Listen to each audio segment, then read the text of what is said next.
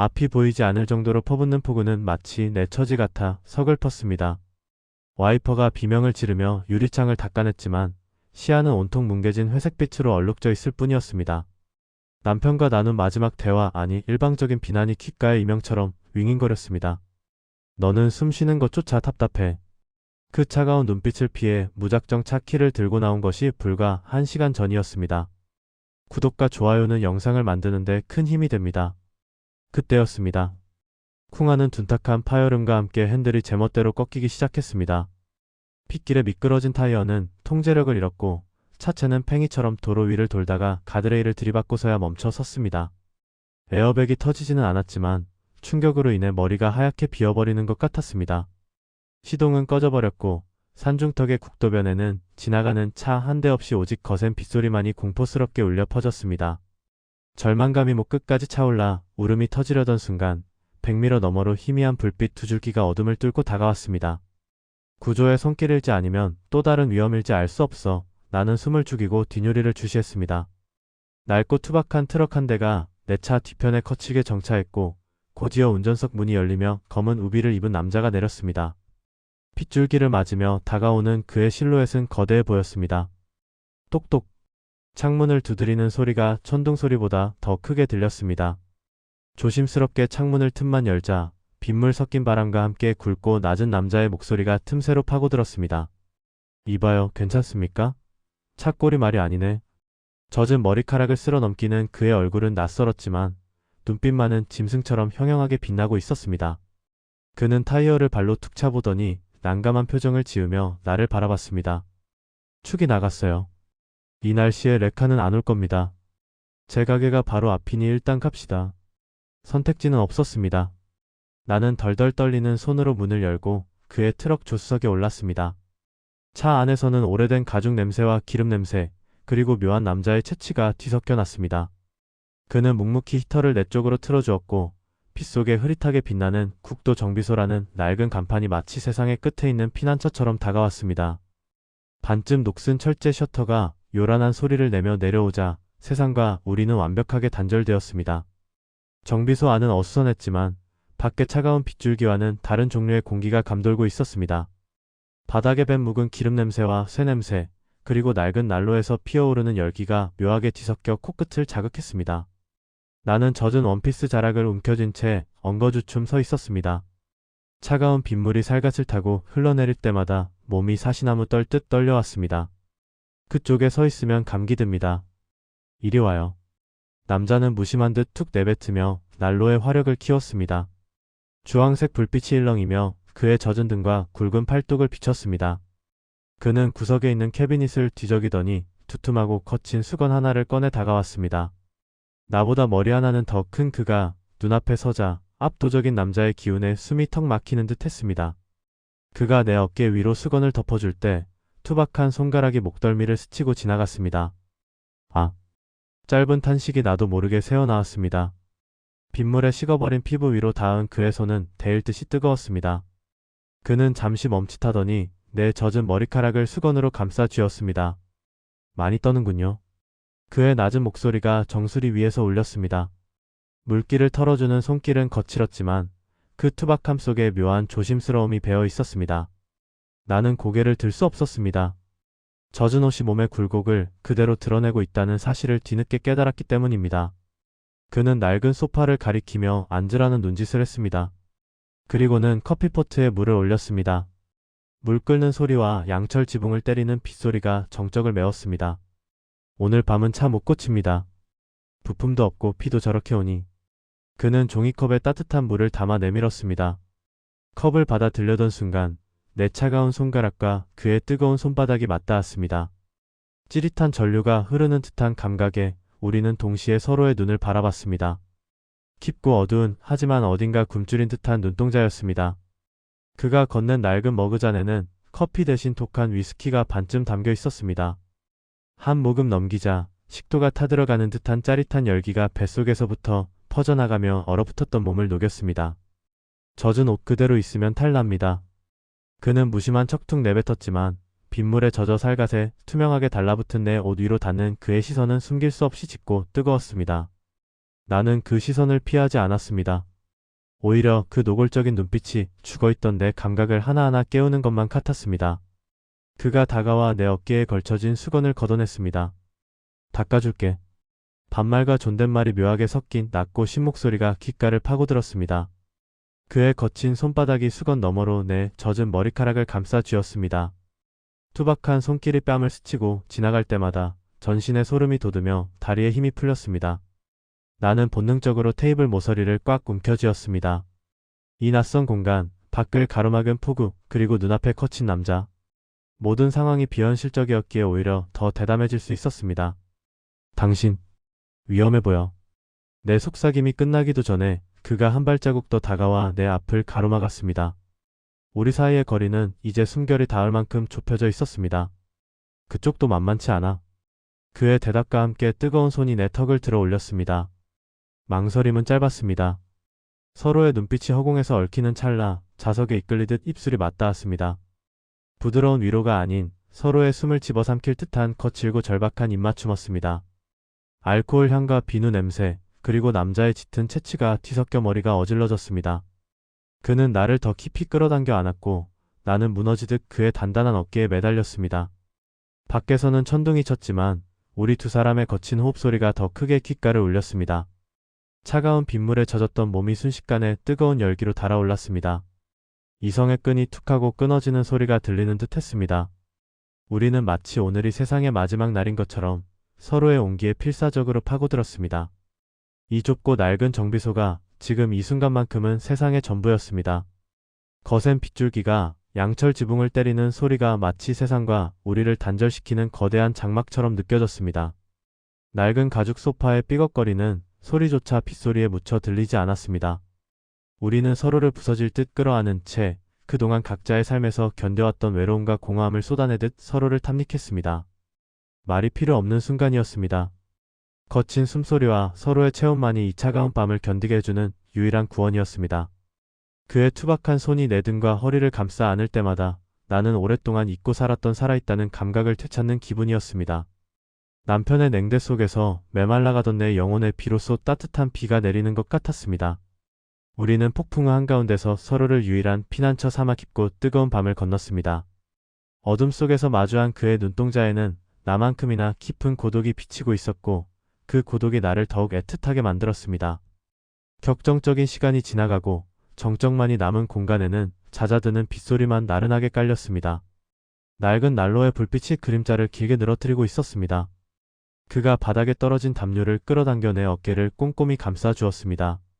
땀에 젖은 채 그의 품에 안겨 가슴팍에 귀를 대자 규칙적으로 뛰는 심장 소리가 마치 자장가처럼 들려왔습니다. 후회합니까? 그가 내 머리카락을 투박한 손으로 쓸어 넘기며 낮게 물었습니다. 그 목소리에는 걱정과 미련이 동시에 묻어 있었습니다. 아니요. 아무 생각도 안 나요. 그냥 지금 이 순간이 꿈만 같아요. 내 대답에 그는 말없이 팔에 힘을 주어 나를 더 단단히 안아주었습니다. 거칠기만 해 보였던 남자의 품이 이토록 아늑할 수 있다는 사실이 놀라웠습니다. 돌아가야 할 현실도 지겨운 일상도 내일의 걱정도 지금은 떠오르지 않았습니다. 이 낡은 소파 위 이름 모를 남자의 품 안이 세상에서 가장 안전한 요새처럼 느껴졌으니까요. 우리는 약속이라도 한 듯 다가올 새벽을 애써 외면하며 서로의 체온에 기대 잠시 눈을 감았습니다. 창문 틈으로 스며드는 푸르스름한 새벽빛이 눈꺼풀을 간지럽혔습니다. 나는 무거운 눈을 억지로 뜨며 몸을 일으켰습니다. 낯선 천장, 기름 냄새, 그리고 낡은 소파의 감촉. 어젯밤의 일이 꿈이 아니었음을 깨닫는 데는 그리 오랜 시간이 걸리지 않았습니다. 폭우가 쏟아지던 밤의 열기는 간데없고 비가 그친 아침의 공기는 살을 벨듯이 차갑고 건조했습니다. 나는 담요를 턱 밑까지 끌어올리며 주위를 둘러보았습니다. 그는 보이지 않았지만 셔터 너머에서 희미하게 들려오는 쇠 부딪히는 소리가 그가 이미 하루를 시작했음을 알리고 있었습니다. 옷을 주섬주섬 챙겨 입었습니다. 난로 옆에 잘 개어둔 내 옷은 바싹 말라 있었지만 구겨진 주름들은 어제의 일탈을 고스란히 증명하고 있었습니다. 옷을 갈아입는 내내 마음 한구석이 욱신거렸습니다. 이 문을 나가면 다시 그 숨막히는 집으로 나를 투명 인간 취급하는 남편에게로 돌아가야 한다는 사실이 공포처럼 밀려왔습니다. 거울 속에 비친 내 얼굴은 퀭했지만 눈빛만은 묘하게 달라져 있었습니다. 그것은 죄책감이라기보다는 금지된 선을 넘어본 사람만이 가질 수 있는 위태로운 비밀의 색깔이었습니다. 그때였습니다. 테이블 위에 올려둔 핸드백 속에서 웅 마이너스 하는 묵직한 진동 소리가 들려왔습니다. 정적을 깨는 그 소리에 심장이 덜컥 내려앉았습니다. 나는 떨리는 손으로 가방을 열어 휴대폰을 확인했습니다. 액정에 뜬 두 글자 남편. 그 단어를 보는 순간 숨이 턱 막혀왔습니다. 부재중 전화 15통, 메시지 30개. 평소라면 거들떠보지도 않았을 그가 밤새도록 나를 찾았다는 사실은 애정이 아닌 집착과 분노의 증거였습니다. 나는 전화를 받지 못하고 그대로 화면을 뒤집어 버렸습니다. 손끝이 하얗게 질릴 정도로 떨리고 있었습니다. 안 봤습니까? 언제 들어왔는지 그가 셔터 아래 서서 나를 바라보고 있었습니다. 기름 묻은 장갑을 낀 채 한 손에는 캔커피 2개를 들고 있는 그의 표정은 덤덤해 보였지만 눈빛은 날카롭게 나를 관찰하고 있었습니다.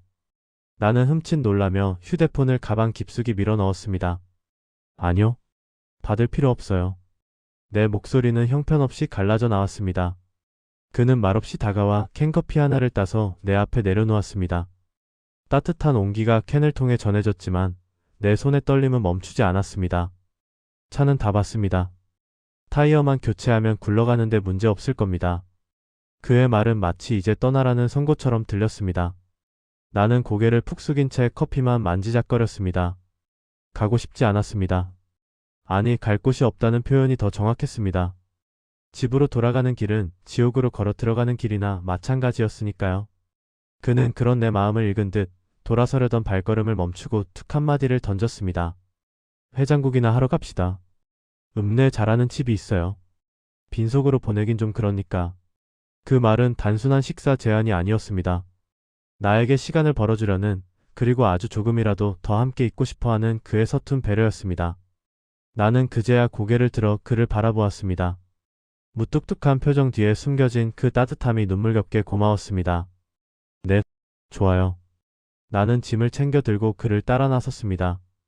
밖은 비가 개어 맑았지만 내 마음속 폭풍우는 이제 막 시작되려 하고 있었습니다. 우리는 그의 낡은 트럭을 타고 국도를 달리기 시작했습니다. 휴대폰은 여전히 가방 속에서 간헐적으로 울어대며 나의 현실을 상기시키고 있었습니다. 그의 낡은 트럭은 겉보기만큼이나 투박한 소리를 내며 국도를 달렸습니다. 조수석 창문으로 들어오는 아침 햇살은 잔인할 만큼 눈부셔서 나는 자꾸만 고개를 돌려 그늘진 곳을 찾았습니다. 밤새 내린 비로 씻겨 내려간 세상은 너무나 깨끗하고 평온해 보여서 진흙탕 속에 빠져있는 내 처지와는 딴판이었습니다. 운전대를 잡은 그의 옆 얼굴은 무덤덤해 보였지만 기어를 변속할 때마다 내 무릎을 스치지 않으려 조심하는 세심함이 느껴졌습니다. 핸드백 속의 휴대폰은 더 이상 울리지 않았습니다. 차라리 미친 듯이 울려대는 편이 나았을지도 모릅니다. 뚝 끊겨버린 연락은 남편이 포기한 것이 아니라 다른 방법을 찾기 시작했다는 불길한 신호처럼 느껴져 속이 메스꺼웠습니다. 읍내 장터 구석에 자리 잡은 해장국집은 이른 아침부터 사람들로 북적였습니다. 뽀얀 김이 서린 미닫이 문을 열고 들어서자 구수한 육수 냄새와 사람들의 왁자지껄한 소음이 훅 끼쳐왔습니다. 우리는 구석진 자리에 마주보고 앉았습니다. 여기 따로 2개 주세요. 그가 익숙하게 주문하고 물수건을 건넸습니다. 주변 사람들은 국밥을 먹느라 바빠 우리에게 눈길조차 주지 않았지만 나는 마치 죄인이라도 된 것처럼 자꾸만 옷깃을 여미고 주위를 살폈습니다. 그와 나란히 앉아 밥을 기다리는 이 지극히 일상적인 풍경이 불륜이라는 단어와 겹쳐지며 묘한 배덕감과 안도감을 동시에 안겨주었습니다. 뚝배기 가득 담겨 나온 뜨거운 국물을 한 숟가락 떠넣자 긴장으로 굳어있던 위장이 풀리며 뜨거운 것이 울컥 치밀어 올랐습니다. 밥을 먹는 둥 마는 둥 깨작거리는 나를 보며 그가 깍두기 접시를 내 앞으로 밀어주었습니다. 먹어야 버팁니다. 도망을 치든 싸우든 힘이 있어야 할 거 아닙니까? 투박한 말투였지만 그 속에 담긴 진심이 아파서 나는 숟가락을 든 채 고개를 떨구었습니다. 눈물 한 방울이 툭하고 국물 위로 떨어져 기름띠처럼 번졌습니다. 그는 모른 척 시선을 돌려 묵묵히 밥을 말았습니다. 그 침묵이 나를 다그치지 않아 고마웠습니다. 남편이 의심이 많은 사람이에요. 내가 먼저 입을 열었습니다. 묻지도 않은 말을 꺼낸 건 이 사람에게만은 내 밑바닥을 보여줘도 괜찮을 것 같다는 믿음 때문이었습니다. 숨 쉬는 것도 감시당하는 기분이었어요. 어젯밤은 처음으로 숨통이 트인 날이었고요. 그는 숟가락질을 멈추고 나를 빤히 바라보았습니다. 동정심 따위가 아닌 깊은 공감이 담긴 눈빛이었습니다. 나도 그랬어. 아내가 떠나기 전까지 나는 내 방식대로만 사랑했지. 그게 족쇄인 줄도 모르고. 그의 고백은 덤덤했지만 그 안에 담긴 후회의 무게는 결코 가볍지 않았습니다. 우리는 서로의 상처를 국밥 한 그릇 사이에 두고 말없이 공유했습니다. 식사를 마치고 밖으로 나왔을 때 공기는 한층 더 따뜻해져 있었습니다. 하지만 내 주머니 속에서 짧은 진동이 단 한 번 날카롭게 울렸습니다. 전화가 아닌 문자 메시지였습니다. 떨리는 손으로 화면을 확인한 순간 내 얼굴에서 핏기가 완전히 빠져나갔습니다. 차량 위치 추적했어. 국도변 정비소 근처에 있다가 읍내로 이동했더군. 지금 데리러 간다. 얌전히 있어. 남편의 문자였습니다. 단순한 협박이 아니었습니다. 그는 이미 내가 어디에 있는지 누구와 함께 있는지도 짐작하고 있을지 모릅니다. 공포가 발밑에서부터 차갑게 기어 올라와 목덜미를 움켜쥐었습니다. 나는 비틀거리며 그의 옷자락을 붙잡았습니다. 그 사람이 오고 있대요. 그 사람이 오고 있대요. 내 입에서 나온 말은 비명에 가까운 속삭임이었습니다. 휴대폰을 쥔 손이 제멋대로 떨려 액정 화면이 심하게 흔들렸습니다. 남편은 빈말을 하는 사람이 아니었습니다. 지금 데리러 간다는 말은 이미 근처에 당도했다는 뜻이자 나를 강제로라도 끌고 가겠다는 선전포고였습니다. 주변에 왁자지껄한 장터 소음이 순식간에 물속처럼 먹먹해지고 오직 내 거친 심장 소리만이 귀를 때렸습니다. 다리에 힘이 풀려 주저앉으려는 찰나 재훈의 단단한 손이 내 팔뚝을 거치게 낚아챘습니다. 정신 차려요. 그의 낮고 굵은 목소리가 공포를 찢고 들어왔습니다. 그는 내 손에서 휴대폰을 가져가 메시지를 빠르게 후어보았습니다. 미간이 깊게 패이며 그의 눈빛이 매섭게 변했습니다. 위치 추적. 차에 GPS가 달려 있었군. 그는 짧게 욕설을 삼키며 내 어깨를 감싸 일으켜 세웠습니다. 일단 여기서 벗어납시다. 읍내에 계속 있으면 놈 눈에 띄는 건 시간 문제요. 그의 망설임 없는 태도가 나를 지탱했습니다. 나는 그에게 반쯤 의지한 채 도망자처럼 고개를 숙이고 식당을 빠져나왔습니다. 트럭에 올라타자마자 그가 시동을 걸었습니다. 낡은 엔진이 굉음을 내며 깨어났습니다. 어디로 가요? 정비소로 가서 내 차를. 내가 다급하게 묻자 그가 거칠게 기어를 변속하며 고개를 저었습니다. 안 돼요. 놈은 이미 정비소 위치를 찍고 움직였을 겁니다. 지금 거기로 갔다간 놈과 정면으로 마주칠 거요. 그의 말이 맞았습니다. 내 차는 움직이지 못하는 상태로 정비소에 있었고 남편은 그곳을 목표로 오고 있을 터였습니다. 나는 덫에 걸린 쥐가 된 기분이었습니다. 그럼 어떡해요? 갈 곳이 없는데.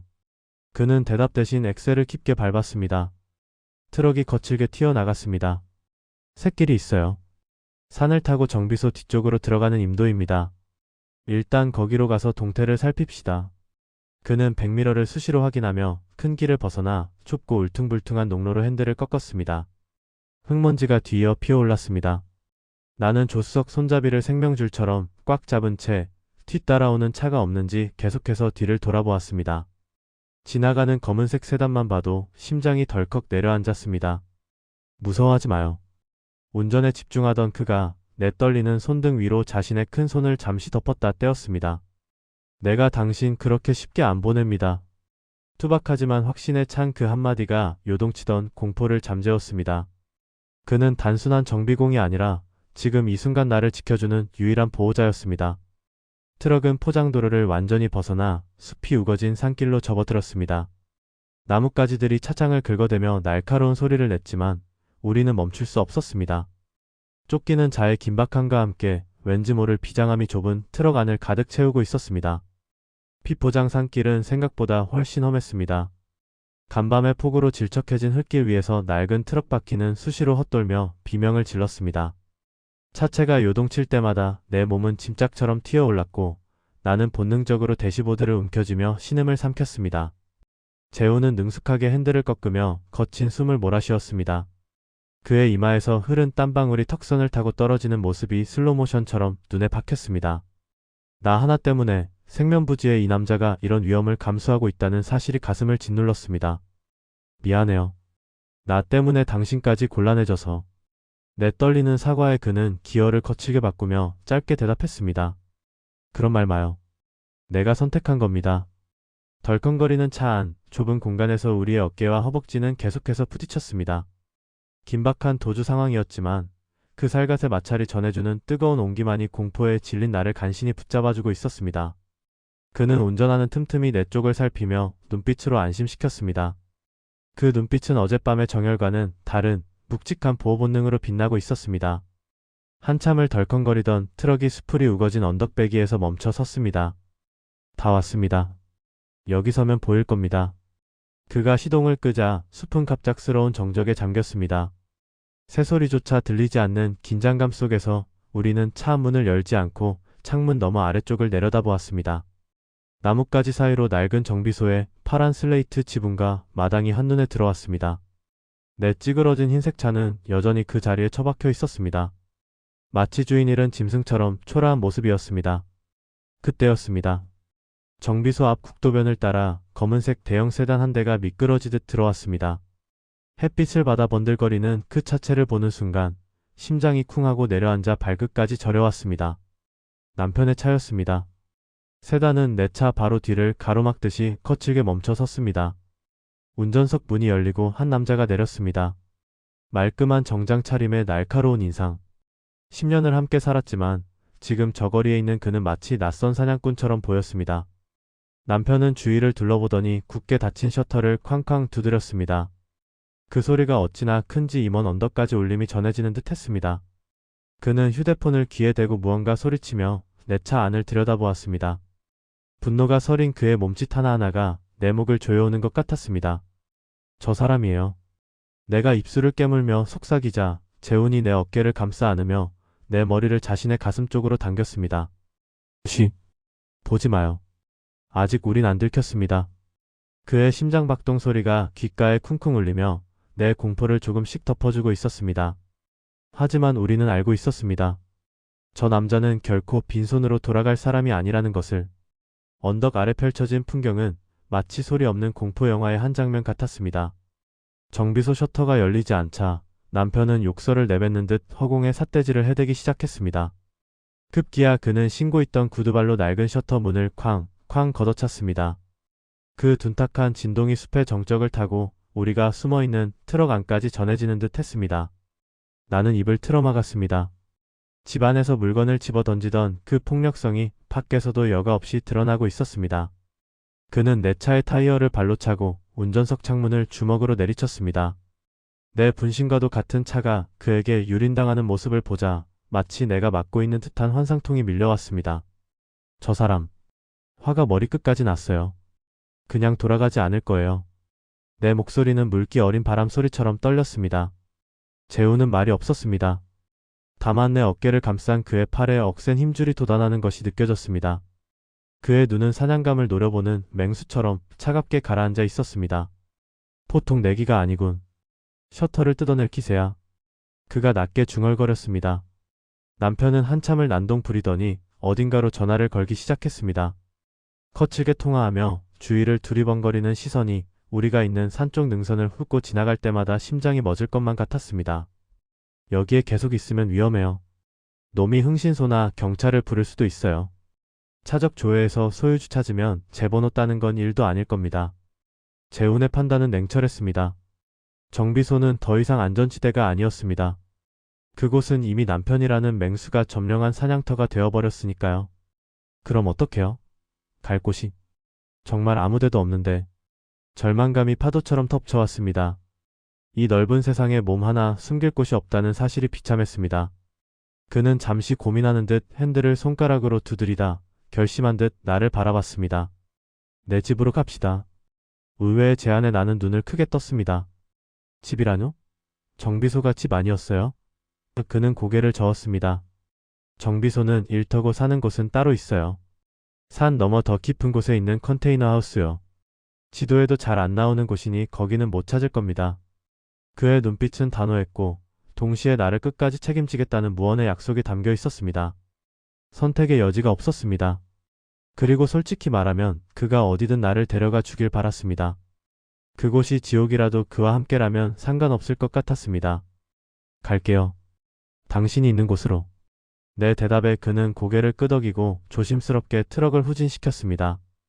엔진 소리가 새어나가지 않도록 최대한 부드럽게 엑셀을 밟으며 우리는 남편의 시야가 닿지 않는 숲의 더 깊은 그늘 속으로 미끄러져 들어갔습니다. 백미러 속에서 점처럼 작아지는 남편의 모습과 내 찌그러진 차를 뒤로 한 채 우리는 또 다른 도주를 시작했습니다. 이번에는 돌아올 수 없는 강을 건너는 기분이었습니다. 트럭은 길이 아닌 곳을 길이라 우기듯 거친 수풀을 헤치고 산 정상부로 향했습니다. 나뭇가지들이 차체를 긁어대는 소리가 비명처럼 들렸지만 우리는 멈추지 않았습니다. 30분쯤 달렸을까 울창한 소나무 숲 사이에 숨겨진 회색 컨테이너 하우스 하나가 모습을 드러냈습니다. 사람의 발길이 닿지 않는 곳, 지도에도 없는 그곳은 마치 세상과 단절된 요새 같았습니다. 차가 멈추고 엔진 소리가 잦아들자 귀가 먹먹할 정도의 고요함이 우리를 감쌌습니다. 내려요. 여기라면 아무도 못 찾습니다. 재훈의 말에 그제야 참고 있던 숨이 터져 나왔습니다. 문을 열고 들어선 내부는 좁았지만 남자의 투박한 손길이 닿은 듯 정돈되어 있었습니다. 긴장이 풀린 탓일까 다리에 힘이 풀려 휘청거리는 나를 그가 단단한 팔로 받아냈습니다.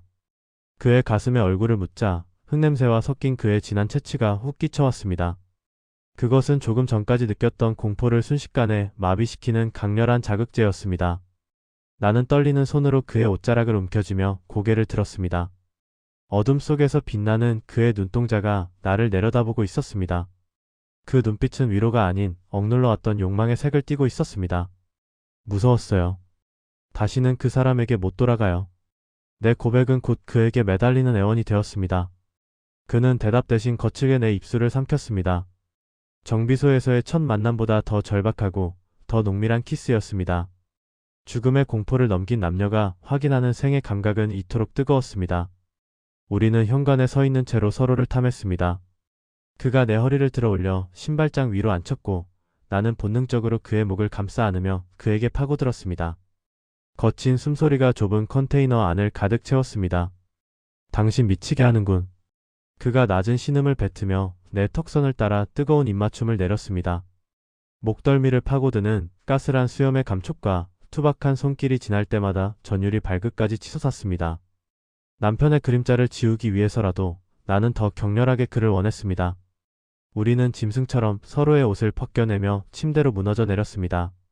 창문 너머로 들어오는 오후의 햇살이 서로 뒤엉킨 우리의 나신을 비췄지만 부끄러움 따위는 사치였습니다. 그의 단단한 몸이 나를 짓눌러 올 때 느껴지는 압박감만이 내가 안전하다는 유일한 증거였습니다. 외부와 완벽히 차단된 숲속, 오직 우리 둘뿐이라는 사실이 묘한 배덕감을 부추겼습니다. 그의 손길이 닿는 곳마다 불이 붙는 듯 뜨거웠고 나는 그 열기에 취해 신음을 흘렸습니다. 아무 생각 마. 지금은 나만 봐. 그의 거친 명령에 나는 눈을 감고 고개를 끄덕였습니다. 우리는 세상 끝까지 도망친 연인들처럼 내일이 오지 않을 것처럼 서로의 몸을 탐닉했습니다.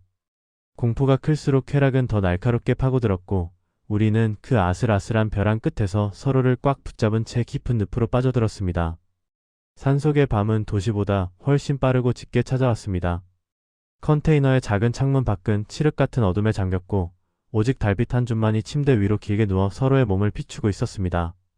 격렬했던 폭풍우가 지나간 뒤 찾아온 나른함 속에서 우리는 실오라기 하나 걸치지 않은 채 얇은 이불 하나를 나눠 덮고 있었습니다. 그의 단단한 팔이 내 어깨를 베개처럼 받쳐주고 있었고 나는 그의 넓은 가슴팍에 얼굴을 묻은 채 규칙적으로 울리는 심장 박동 소리를 듣고 있었습니다. 그것은 내가 들어본 소리 중 가장 안정적이고 살아있는 소리였습니다. 잠이 안 와요? 그의 낮은 목소리가 가슴을 통해 진동으로 전해져 왔습니다. 나는 고개를 들어 그를 바라보았습니다. 어둠 속에서도 그의 눈빛은 깊은 우물처럼 나를 빨아들일 듯 고요했습니다. 네, 이 모든 게 꿈일까 봐서요. 눈을 뜨면 다시 그 지옥 같은 집일까 봐. 내 목소리가 미세하게 떨리자 그가 투박한 손으로 내 뺨을 천천히 쓸어내렸습니다. 거친 굳은 살이 박인 손가락이었지만 그 손길만큼은 깨질세라 조심스러웠습니다. 꿈 아니야. 당신은 지금 여기 내 옆에 있어. 그의 손이 내 뺨을 타고 내려와 목선을 지나 쇄골 위를 배회했습니다. 그 느릿한 움직임에 방금 가라앉았던 열기가 다시금 몽글몽글 피어올랐습니다. 나는 손을 뻗어 그의 옆구리에 길게 나있는 낡은 흉터를 손끝으로 더듬었습니다. 이 상처. 아팠겠어요. 내가 속삭이자 그가 덤덤하게 대답했습니다. 오래된 거야. 사는 게 다 상처지. 하지만 오늘은 안 아프군. 당신이 만져주니까. 그 말에 가슴이 울컥했습니다. 우리는 말보다 체온으로 서로의 아픔을 이해하고 있었습니다. 나는 충동적으로 몸을 일으켜 그의 흉터 위에 가볍게 입을 맞췄습니다. 그가 움찔하는 것이 느껴졌습니다. 입술을 떼지 않고 천천히 위로 올라가며 그의 가슴, 턱, 그리고 마침내 입술에 도달했습니다. 이번에는 내가 먼저였습니다. 부드럽게 시작된 입맞춤은 곧 서로의 숨결이 섞이며 다시금 짙어졌습니다. 그가 내 허리를 감싸 안아 자신 쪽으로 더 바짝 끌어당겼습니다. 맨살이 닿는 감촉, 서로의 채취, 좁은 공간을 채우는 거친 호흡 소리가 밤의 정적을 밀어냈습니다. 당신을 보내고 싶지 않아. 그가 내 입술을 머금은 채 쉰 목소리로 속삭였습니다. 그 고백은 어떤 사랑한다는 말보다 더 절박하게 들렸습니다. 나도요. 아무데도 안 갈래요. 나는 그의 목을 꽉 끌어안으며 대답했습니다. 우리는 마치 서로의 몸에 각인이라도 새기려는 듯 으스러지게 껴안은 채 다시 한번 깊은 사랑의 늪으로 빠져들었습니다. 밖에서는 밤바람이 나뭇가지를 흔들며 스산한 소리를 냈지만 서로의 체온으로 달궈진 이 작은 컨테이너 안은 세상에서 가장 뜨겁고 안전한 도피처였습니다. 하지만 우리는 알고 있었습니다. 밤이 깊을수록 새벽이 가까워오고 새벽은 곧 잔인한 현실을 데려올 것임을. 눈을 떴을 때 옆자리는 비어 있었지만 베개에 베인 그의 채취와 이불 속의 온기는 여전히 따뜻했습니다. 닫힌 방문 틈으로 구수한 찌개 냄새와 달그락거리는 소리가 흘러들어왔습니다. 나는 그의 헐렁한 셔츠를 걸쳐 입고 조심스럽게 방을 나섰습니다. 좁은 부엌에서 등을 보인 채 무언가를 끓이고 있는 그의 뒷모습이 보였습니다. 떡 벌어진 어깨와 근육질의 등은 든든해 보였고 나는 홀린 듯 다가가 뒤에서 그를 살포시 끌어안았습니다. 등에 얼굴을 기대자 그의 단단한 근육이 움찔하는 것이 느껴졌습니다. 일어났어? 그가 뒤를 돌아보지 않고 내 손등 위에 자신의 큰 손을 겹쳐 잡았습니다. 네, 마시는 냄새가 나서요. 내 목소리는 잠겨 있었지만 그 어느 때보다 편안했습니다. 그는 몸을 돌려 나를 마주보더니 헝클어진 내 머리카락을 귀 뒤로 넘겨주며 이마에 가볍게 입을 맞췄습니다. 별거 없어. 된장찌개뿐이야. 소박한 아침이었지만 10년 결혼 생활 동안 남편에게서 한 번도 받아보지 못한 따뜻한 밥상이었습니다. 식탁에 마주 앉아 밥을 먹는 동안 우리는 별다른 대화 없이도 서로의 눈빛만으로 충분히 행복했습니다. 식사를 마치고 그가 타준 믹스커피를 들고 창가에 섰습니다. 숲은 언제 비가 왔냐는 듯 싱그러운 초록빛을 뽐내고 있었습니다. 여기 있으니까 시간이 멈춘 것 같아요. 세상에 우리 둘만 남은 것처럼. 내가 중얼거리자 그가 다가와 내 어깨를 감싸 안았습니다. 그럼 그렇게 살면 되지. 세상 같은 거 신경 쓰지 말고. 그의 투박한 위로는 비현실적이었지만 지금 당장은 그 말만 믿고 싶었습니다. 그의 손이 내 허리를 부드럽게 쓰다듬으며 나른한 아침의 여유를 즐기려던 찰나였습니다. 윙 마이너스. 아주 미세하지만 신경을 긁는 듯한 기계적인 소음이 숲의 정적을 뚫고 들려왔습니다. 처음에는 산벌레 소리인가 싶었지만 소리는 점점 더 규칙적이고 가까워지고 있었습니다. 재훈의 손이 멈췄습니다. 그의 표정이 순식간에 굳어지며 창밖을 응시했습니다. 이 깊은 산속에 무슨 소리죠? 내가 불안한 눈빛으로 묻자 그는 입술에 검지를 대며 나를 등 뒤로 숨겼습니다. 그는 조심스럽게 커튼을 아주 조금 걷어내고 하늘을 올려다보았습니다. 젠장. 그가 낮게 욕설을 내뱉으며 커튼을 확 닫았습니다. 왜 그래요? 뭐가 있는데요? 공포가 다시 목을 조여왔습니다. 그는 내 어깨를 꽉 잡으며 심각한 얼굴로 말했습니다. 드론이야. 카메라가 달린 드론이 우리 집 위를 돌고 있어. 그 말을 듣는 순간 다리에 힘이 풀려 주저앉을 뻔했습니다. 남편이 보낸 감시자였습니다. 사람을 풀다 못해 이제는 기계까지 동원해 나를 찾고 있었던 것입니다. 저 하늘의 전자 눈이 이미 우리를 찍었을지도 모른다는 생각에 아침에 달콤했던 평화는 산산조각이 나버렸습니다. 커튼 쳐. 불 다 끄고 바닥에 엎드려. 재훈의 다급한 외침과 동시에 집안의 모든 빛이 차단되었습니다. 우리는 거실 바닥에 납작 엎드렸습니다. 윙윙거리는 드론의 프로펠러 소리가 지붕 바로 위까지 내려와 마치 드릴로 뇌를 파고드는 듯한 소음을 냈습니다. 그것은 단순한 기계가 아니라 나를 찾아내어 기어이 끌고 가려는 남편의 차가운 눈알처럼 느껴졌습니다. 나는 재훈의 허리춤을 꽉 움켜쥐고 숨조차 크게 쉬지 못했습니다. 숲속의 낭만은 순식간에 스릴러 영화의 한 장면으로 뒤바뀌어 버렸습니다. 제 차. 트럭을 팠을까요? 내가 떨리는 목소리로 묻자 재훈이 미간을 찌푸리며 고개를 끄덕였습니다. 아마도 이 깊은 산속에 차가 주차된 것만 봐도 놈들은 의심할 거야. 그의 얼굴은 딱딱하게 굳어 있었습니다. 남편은 내가 상상했던 것보다 훨씬 더 집요하고 치밀한 사람이었습니다. 돈으로 사람을 부리고 기술을 이용해 사냥감을 몰아넣는 그의 방식에 소름이 끼쳤습니다. 이 컨테이너 하우스도 더 이상 안전지대가 아니었습니다. 우리는 덫에 걸린 짐승꼴이었습니다.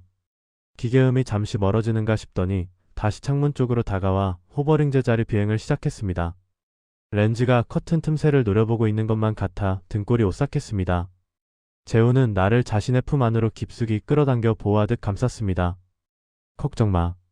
놈들이 여기로 들이닥치려면 산길이라 적어도 30분은 걸려. 그 전에 빠져나갈 수 있어. 그의 단단한 가슴 근육이 내 등에 닿자 미칠 듯한 불안감이 조금은 진정되었습니다. 극한의 상황에서도 그의 체온만이 유일한 현실이었습니다. 만약 잡히면? 당신까지 다치면 어떡해요? 눈물이 핑 돌았습니다. 나 하나 때문에 이 남자가 감당해야 할 위험이 너무 컸습니다. 그는 내 턱을 잡고 자신을 보게 했습니다. 어둠 속에서 그의 눈빛이 강렬하게 빛났습니다. 안 잡혀. 그리고 내 여자는 내가 지켜. 내 여자라는 그 한마디가 심장에 화살처럼 박혔습니다. 우리는 바닥에 엎드린 채 짧지만 강렬한 입맞춤을 나눴습니다.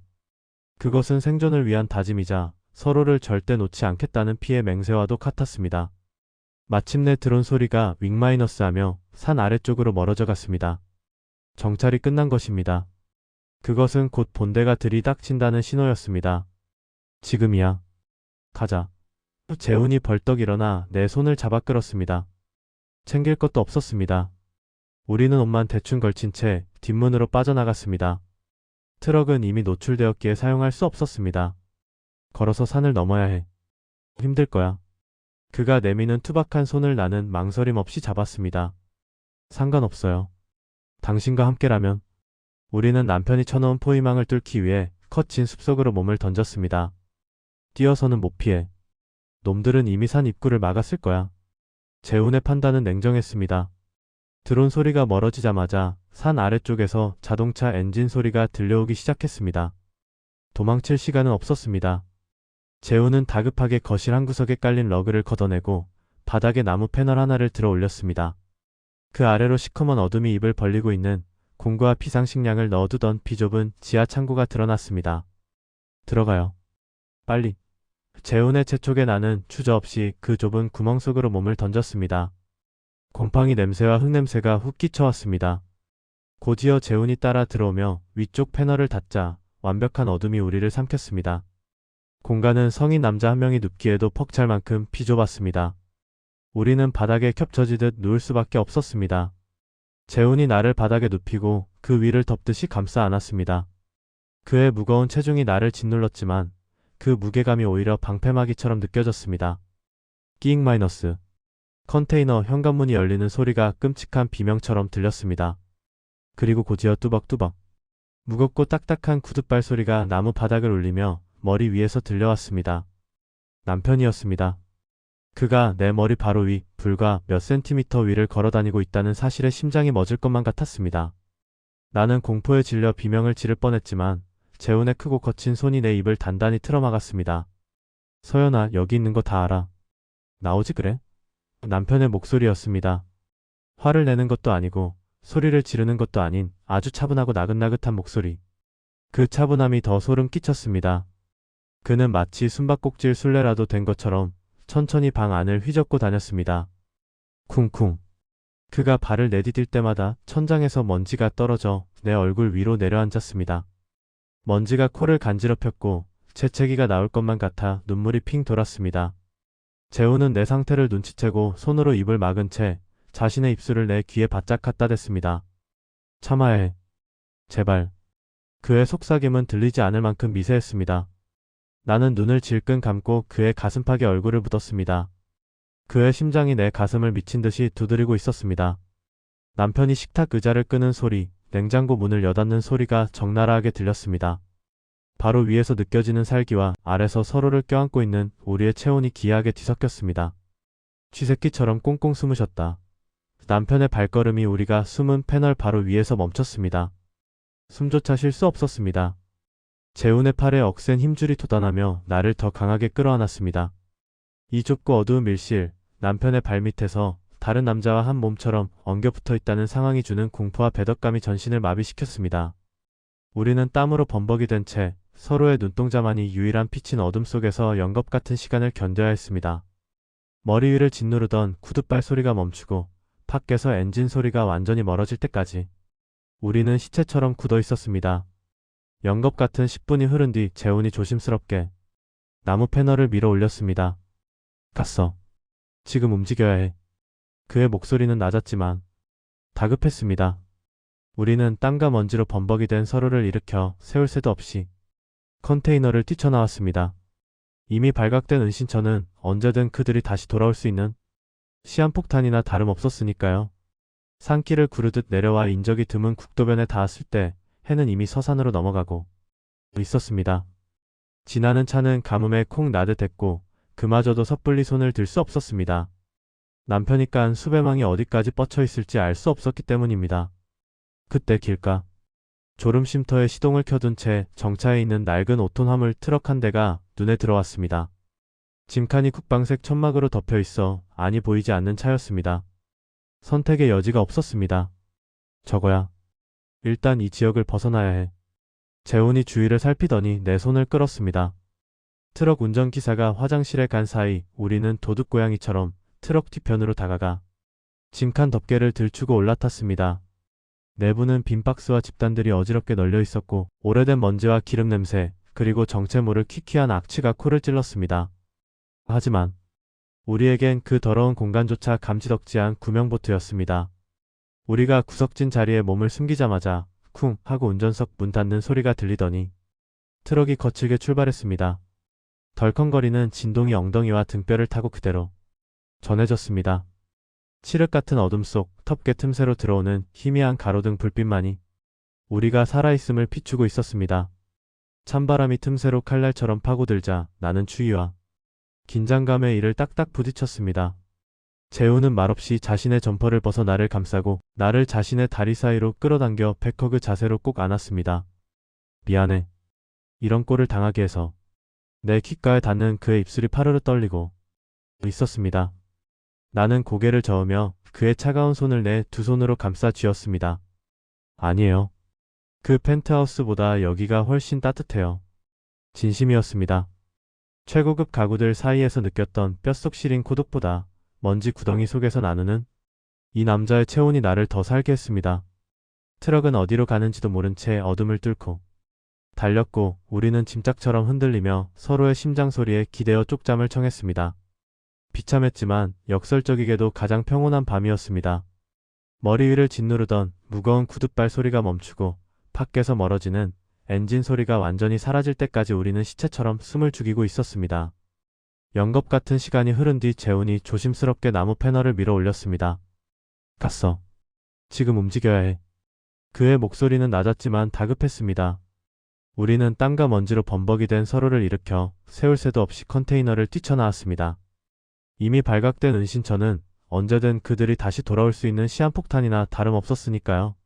산길을 구르듯 내려와 인적이 드문 국도변에 닿았을 때 해는 이미 서산으로 넘어가고 있었습니다. 지나는 차는 가뭄에 콩 나듯 했고 그마저도 섣불리 손을 들 수 없었습니다. 남편이 깔아놓은 감시망이 어디까지 뻗쳐 있을지 알 수 없었기 때문입니다. 그때 길가 졸음 쉼터에 시동을 켜둔 채 정차해 있는 낡은 5톤 화물 트럭 한 대가 눈에 들어왔습니다. 짐칸이 짙은 국방색 천막으로 덮여 있어 안이 보이지 않는 차였습니다. 선택의 여지가 없었습니다. 저거야. 일단 이 지역을 벗어나야 해. 재훈이 주위를 살피더니 내 손을 억세게 끌었습니다. 트럭 운전기사가 화장실에 간 사이 우리는 도둑고양이처럼 트럭 뒤편으로 다가가 짐칸 덮개를 들추고 올라탔습니다. 내부는 빈 박스와 집단들이 어지럽게 널려 있었고 오래된 먼지와 기름 냄새 그리고 정체 모를 퀴퀴한 악취가 코를 찔렀습니다. 하지만 우리에겐 그 더러운 공간조차 감지덕지한 구명보트였습니다. 우리가 구석진 자리에 몸을 숨기자마자 쿵 하고 운전석 문 닫는 소리가 들리더니 트럭이 거치게 출발했습니다. 덜컹거리는 진동이 엉덩이와 척추를 타고 그대로 전해졌습니다. 칠흑 같은 어둠 속 덕텁게 틈새로 들어오는 희미한 가로등 불빛만이 우리가 살아있음을 비추고 있었습니다. 찬바람이 틈새로 칼날처럼 파고들자 나는 추위와 긴장감에 이를 딱딱 부딪혔습니다. 재우는 말없이 자신의 점퍼를 벗어 나를 감싸고 나를 자신의 다리 사이로 끌어당겨 백허그 자세로 꽉 껴안았습니다. 미안해. 이런 꼴을 당하게 해서. 내 귓가에 닿는 그의 입술이 파르르 떨리고 있었습니다. 나는 고개를 저으며 그의 차가운 손을 내 두 손으로 비벼온기를 전했습니다. 아니에요. 그 펜트하우스보다 여기가 훨씬 따뜻해요. 진심이었습니다. 최고급 가구들 사이에서 느꼈던 뼛속 시린 고독보다 먼지 구덩이 속에서 나누는 이 남자의 체온이 나를 더 살게 했습니다. 트럭은 어디로 가는지도 모른 채 어둠을 뚫고 달렸고 우리는 짐짝처럼 흔들리며 서로의 심장 소리에 기대어 쪽잠을 청했습니다. 비참했지만 역설적이게도 가장 평온한 밤이었습니다. 트럭이 멈춰 선 곳은 어느 지방 소도시의 외곽 공영 주차장이었습니다. 새벽의 푸르스름한 어둠을 틈타 징칸에서 뛰어내린 우리는 도망치듯 골목길로 스며들었습니다. 낯선 간판들, 인적 없는 거리, 그리고 어디선가 들려오는 게 짖는 소리. 모든 것이 생경했고 그래서 더 위협적으로 느껴졌습니다. 주머니를 뒤져보니 꼬깃꼬깃한 현금 몇만 원이 전부였습니다. 카드를 쓰면 바로 위치가 노출될 테니 우리는 이 돈으로 하루를 버텨야 했습니다. 저기로 가자. 재훈이 가리킨 곳은 골목 구석에 처박힌 간판 불조차 들어오지 않는 허름한 여인숙급 모텔이었습니다. 카운터의 늙은 주인은 우리 몰골을 힐끔 보더니 별다른 신분증 요구도 없이 열쇠를 내주었습니다. 곰팡이 냄새와 묵은 담배 냄새가 밴 좁은 방에 들어서자마자 긴장이 풀리며 다리가 후들거렸습니다. 우리는 말없이 침대 귀퉁이에 걸터 앉았습니다. 흙먼지와 땀으로 범벅이 된 서로의 얼굴을 마주보자 비참함보다는 애틋함이 먼저 밀려왔습니다. 진짜 냄새나서 안 되겠다. 재훈이 억지로 웃어 보이며 나를 욕실로 이끌었습니다. 성인 두 명이 서기에도 퍽찬 비좁은 욕실이었지만 따뜻한 물이 나오자 하얀 김이 서리며 우리를 세상으로부터 가려주었습니다. 샤워기에서 쏟아지는 물줄기가 머리 위로 떨어지자 지난 며칠간의 공포가 검은 구정물이 되어 바닥으로 흘러내려갔습니다. 나는 젖은 손으로 그의 얼굴을 닦아주었습니다. 굳게 담은 입술, 피곤에 젖은 눈매. 이 남자가 나 때문에 겪고 있는 고초가 가슴을 찔렀습니다. 재훈씨. 내가 울먹이자 그가 젖은 손으로 내 입을 막고는 거칠게 끌어안았습니다. 물줄기가 우리 사이를 타고 흘렀습니다. 울지 마. 우린 아직 살아있어. 그의 목소리는 물소리에 섞여 웅웅거렸습니다. 그가 나를 벽으로 밀어붙이고 입을 맞춰왔습니다. 살고자 하는 본능은 곧 서로를 확인하고 싶은 욕망으로 변질되었습니다. 미끄러운 비누 거품과 뜨거운 살결이 맞닿을 때마다 우리는 마치 내일 사형 선고를 앞둔 죄수들처럼 절박하게 서로를 파고들었습니다. 좁은 욕실 안, 수증기로 가득 찬 그곳에서 우리는 숨이 턱끝까지 찰 때까지 멈추지 않았습니다. 혹시라도 밖에서 누가 들을까 봐 입술을 깨물며 신음을 삼켰고 그 억눌린 소리는 오히려 더 큰 자극이 되어 서로를 조였습니다. 오늘이 마지막일지도 몰라. 불길한 예감이 스쳤지만 나는 고개를 세차게 저으며 그의 목을 더 꽉 끌어안았습니다. 마지막이라면 더더욱 이 순간을 기억해야 했습니다. 눅눅한 모텔방, 낡은 욕실의 물소리, 그리고 나를 지키기 위해 모든 걸 건 남자의 뜨거운 체온까지. 우리는 젖은 몸을 닦을 새도 없이 침대로 쓰러져 서로의 손을 생명줄처럼 꽉 잡은 채 깊은 잠에 빠져들었습니다. 늦은 오후가 되어서야 푸스스 눈을 떴습니다. 낡은 커튼 틈으로 들어온 햇살에 먼지가 춤을 추고 있었습니다. 재훈은 잠시 먹을 것을 사오겠다며 모자를 푹 눌러 쓰고 나간 상태였습니다. 텅 빈 방 안의 정적을 견딜 수 없어 무심코 켠 낡은 TV 브라운관이 지직거리며 화면을 띄웠습니다. 채널을 돌리던 내 손가락이 허공에서 딱 멈췄습니다. 뉴스 화면 하단에 붉은색 자막으로 내 이름과 사진이 흐르고 있었기 때문입니다. 속보 중견 기업 대표 부인 어씨 사흘째 행방 묘연. 납치 가능성 수사 확대. 앵커의 건조한 목소리가 내 심장을 난도질했습니다. 화면에는 모자이크 처리된 내 사진 옆에 CCTV에 찍힌 재훈의 흐릿한 뒷모습이 유력 용의자라는 타이틀과 함께 떠 있었습니다. 남편은 나를 단순 가출이 아닌 정체불명의 남성에게 납치된 피해자로 둔갑시켜 놓았습니다.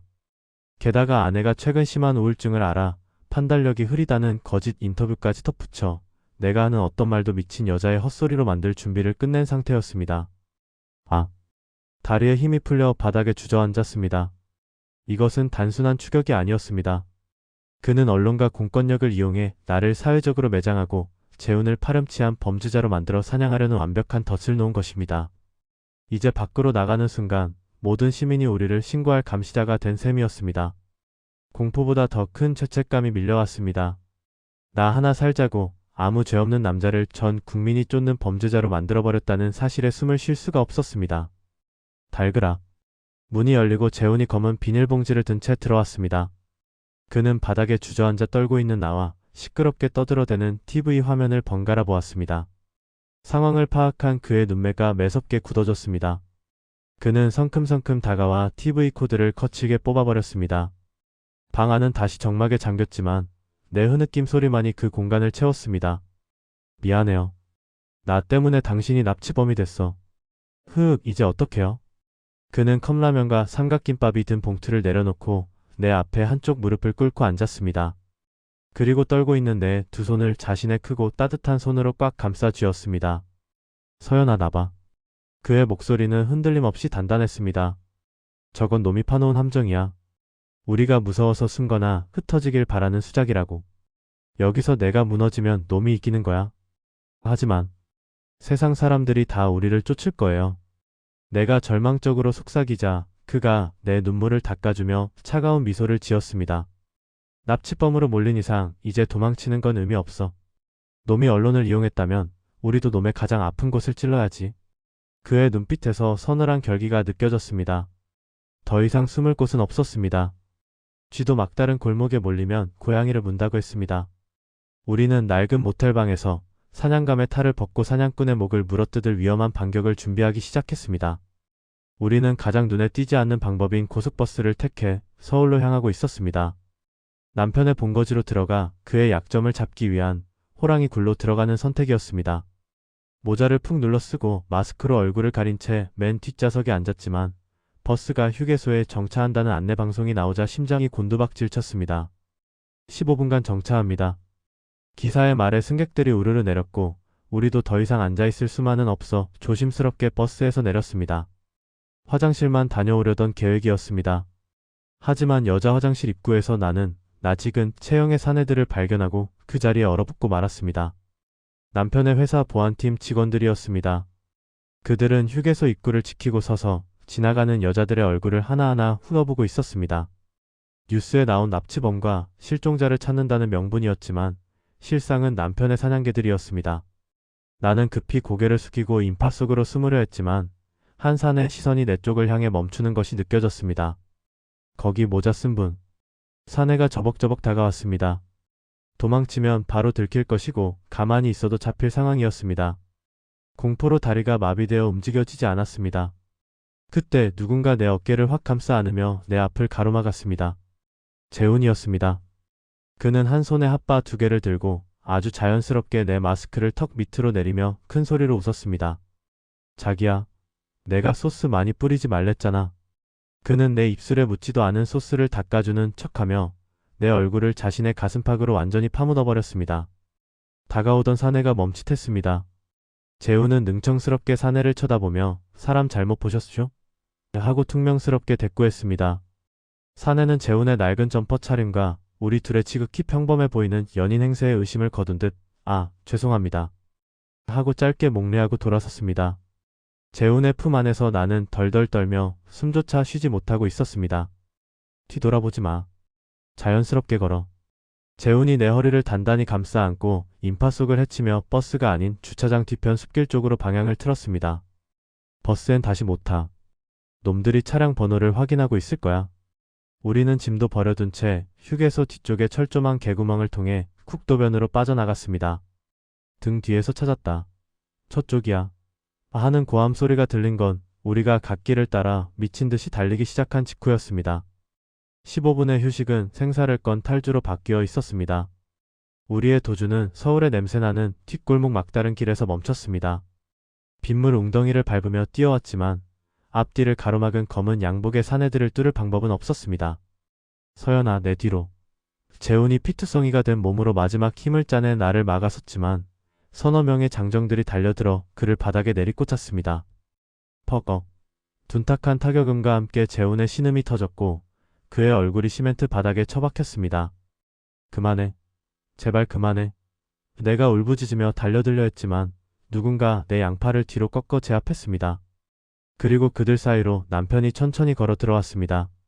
그는 바닥에 깔린 재훈의 머리를 쿠드발로 치시기며 나를 향해 싸늘하게 피소했습니다. 결국 이 꼴을 보려고 여기까지 왔니? 얌전히 집에 있었으면 이놈도 목숨은 부지했을 텐데. 그의 눈은 승리감에 도취해 있었습니다. 그는 재훈을 향해 손가락질했습니다. 저 새끼 다리 하나 분질러서 경찰에 넘겨.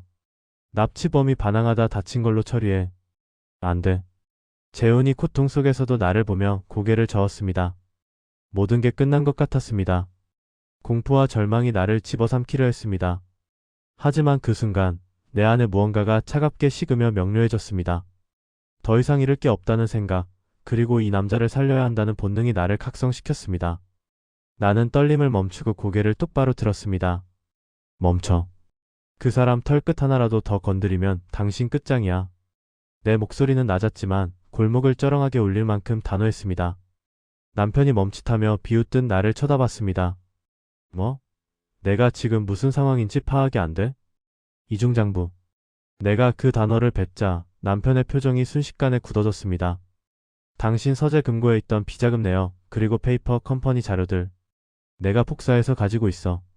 나는 셔츠 속에 숨겨둔 휴대폰을 꺼내 흔들었습니다. 지금 내 친구가 이 파일을 가지고 있어. 내가 10분 내로 연락하지 않으면 이 자료는 전 언론사와 검찰에 동시에 뿌려질 거야. 당신이 그렇게 목숨처럼 아끼는 회사 명예, 돈. 하루아침에 휴지 조각 되는 꼴 보고 싶으면 계속해봐. 거짓말이 섞인 도박이었지만 내 눈빛만은 진실이었습니다. 남편의 얼굴이 불그락푸르락해지더니 입가에 경련이 일었습니다. 그는 나를 칠 듯이 손을 치켜들었지만 나는 눈 하나 깜짝하지 않고 그를 노려봤습니다. 치는 순간 전송 버튼 눌릴 테니까. 팽팽한 긴장감이 골목을 메웠습니다. 남편은 바닥에 쓰러진 재훈과 휴대폰을 뒷날을 번갈아 보며 거친 숨을 몰아쉬었습니다. 그는 알았습니다. 내가 빈말을 하는 여자가 아니라는 것을, 그리고 쥐도 막다른 곳에 몰리면 고양이를 문다는 것을. 결국 그가 욕설을 내뱉으며 손을 내렸습니다. 미친년. 다 꺼져. 그리고 다시는 우리 찾지 마. 이혼 서류는 변호사 통해서 보낼게. 만약 딴짓하면 그땐 정말 다 터뜨릴 거야. 내 서슬 펄은 일갈에 남편은 주먹을 꽉 쥐었지만 차마 움직이지 못했습니다. 그는 잃을 게 너무 많은 사람이었고 나는 잃을 게 없는 사람이었으니까요. 철수해. 그가 씹어뱉듯 명령하자 사내들이 재훈에게서 떨어져 나갔습니다. 남편은 마지막으로 나를 죽일 듯 노려보곤 뒤돌아 사라졌습니다. 골목에 우리 둘만 남겨진 순간 나는 다리가 풀려 바닥으로 주저앉았습니다. 1년이라는 시간은 길고도 짧았습니다. 서울에서의 그 밤 이후 남편과의 이혼 소송은 진흙탕 싸움 같았지만 그는 결국 패기를 들었습니다. 내가 쥐고 있던 비자금 파일은 그에게 핵폭탄과도 같았기에 그는 위자료 한 푼 주지 않는 조건으로 나를 놔주었습니다. 빈털터리가 되었지만 나는 내 인생에서 가장 값진 것을 얻었습니다. 바로 자유와 재훈이었습니다. 남해의 작은 바닷가 마을. 짠내 섞인 바람이 불어오는 이곳 국도변에 우리는 작은 카센터를 열었습니다. 간판도 없이 술이라는 글자만 큼지막하게 써붙인 허름한 가게였지만 재훈의 기술이 좋다는 소문이 아름아름 퍼져 밥벌이는 하고 있었습니다. 나는 기름때 묻은 작업복을 입고 부품을 정리하거나 장부를 쓰는 예전에는 상상도 못했던 투박한 삶을 살고 있었습니다. 하지만 명품 옷을 입고 쇼윈도 안에 갇혀있던 시절보다 기름 냄새 나는 지금이 100배는 더 행복했습니다. 서연아, 몽키 스패너 좀 줘봐. 차 밑에 들어가 있던 재훈이 쑥 내민 손. 그 손은 여전히 거칠고 투박했지만 이제는 그 손이 세상에서 가장 믿음직스러웠습니다. 공구를 쥐어주며 슬쩍 그의 손등을 스치자 그가 내 손목을 잡아당겨 손등에 쪽하고 입을 맞췄습니다. 기름 묻어 저리가 있어. 말은 퉁명스럽게 해도 차 밑에서 보이는 그의 눈은 반달처럼 휘어져 있었습니다. 우리는 이런 소소한 장난과 웃음 속에서 하루를 채워갔습니다. 해가 질 무렵이면 우리는 셔터를 내리고 근처 방파제로 산책을 나갔습니다. 붉게 물드는 노을 아래서 재훈은 말없이 내 손을 잡고 걸었습니다. 후회 안 해? 가진 거 다 버리고 이런 촌구석에 박혀 사는 거. 그가 가끔 묻곤 하는 질문이었습니다. 그럴 때마다 나는 그의 손을 더 꽉 쥐며 대답했습니다. 후회는 딱 하나뿐이야. 당신을 더 빨리 만나지 못한 거. 우리는 더 이상 쫓기지 않았습니다. 드론 소리에 놀라 숨을 필요도, 낯선 사람의 눈을 피해 고개를 숙일 필요도 없었습니다. 밤이 되면 좁은 단칸방에서 서로의 체온을 나누며 잠들었고, 아침이면 함께 눈을 뜨고 커피를 마셨습니다. 그 평범하고 지루하기까지 한 일상이 우리에게는 기적과도 같은 평화였습니다.